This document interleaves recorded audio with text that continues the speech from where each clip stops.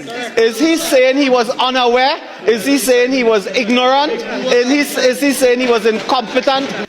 Quite timely. Question number 36 to the Minister of Energy and Energy Industries. I'll take a sip of water for this one.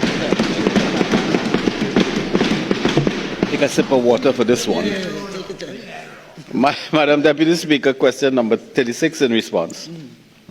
The Ministry of Energy and Energy Industries has received no notification from Woodside Energy concerning any closure of operations in Trinidad and Tobago. In July 2025, Woodside Energy sold its interests in Blocks 2C and 3A to Perenco, and the Ministry was officially informed of the completion of this transaction by letter dated July 18, 2025. Madam Deputy Speaker, today I want to put on record that the former Minister of Energy is well aware of this development. I have in my hand not one but two letters. A public announcement by Woodside Energy dated Friday 28 March 2025, in which Woodside indicated in March 2025, before April, March, Woodside to divest Greater Angostura assets to Perenco. That was announced. I have in my possession a letter dated from Woodside Energy, 3rd April 2025. 3rd April 2025, when they were busy talking rubbish. 3rd April 2025 to the Ministry of Energy, in which Woodside indicated in detail their intention to divest the assets at Angostura. And more than that, went on to call on the minister at the time, the minister, the member for Port of Spain North, St. Anne's West, asked the very minister, indicated in detail their intentions, and asked for his formal consent to the same. He was well aware of all the plans and intentions of Woodside. And today, the hypocrisy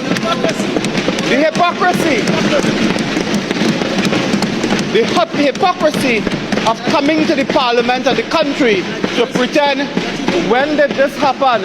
How did it happen? Why did it happen? Where did it happen? That's an Indian song, by the way. To pretend that he doesn't know, and the labor force moved from 100 to 1. Madam Speaker, it is on the record that those persons, they just change their jersey in footballing terms from Manchester United to Manchester City. They continue to play football. They move from Woodside to Perenco. A few of them who were expats went to different parts of the world and so on. There was no fallout of employment, that the employment dropped from 100 to 1. And the members well aware of all these developments by letters from Woodside Energy. So I want to point out that for the record, it is gross hypocrisy on this matter. Madam Speaker, before listening to some more rubbish, let me indicate it is important to note that Woodside Energy maintains its operating interest in Blocks 23A and Trinidad and Tobago Deep Atlantic Area TDDA 14, which forms the Calypso Deepwater Project, and they continue to engage with the Ministry on this project. We are at a stage now of discussing and finalizing some technical and commercial matters, including development concepts between the partners involved in this. So that is a continuing effort. So I would like to condemn the mischief and hypocrisy before us. After the theatrics, all that is concluded is the absolute ignorance and incompetence of the member for Can you ask the question, please? When did the government announce to Trinidad and Tobago that Woodside closed its operations in Trinidad and Tobago, have no office? They have no office in Trinidad and Tobago, and they have one employee in Trinidad and Tobago that is not associated with divestment to Perenco. When did the government announce this? But this is part of the, Madam Deputy Speaker, this is part of the shameless condition that the member is in. But the Woodside Energy announced to the public and to the world on Friday, 28 March 2025, of their intentions, of their plans.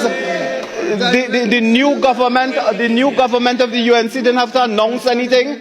Woodside announced. Woodside told the former minister in 3rd of April. When did you announce? When did you announce that Woodside was divesting its assets? When did you announce? They never. Woodside never told me that. They told him. So when did he announce? For the education, Madam Deputy Speaker, of the member and the population, a divestment